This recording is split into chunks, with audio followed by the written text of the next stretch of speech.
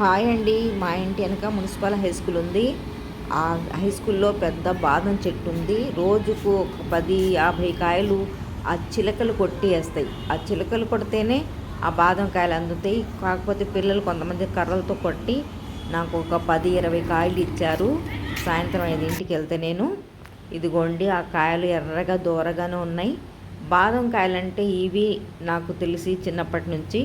ఆ తర్వాత బాదం కాయలని మళ్ళీ వేరే ఉన్నాయి కదా, మనం డ్రై ఫ్రూట్స్ కదా అవి. ఇందులో పొక్కు ఉంటుంది, మన కొబ్బరికాయ టెంకెలాగా అలా గట్టిగా ఉంటుంది దాని టెంక.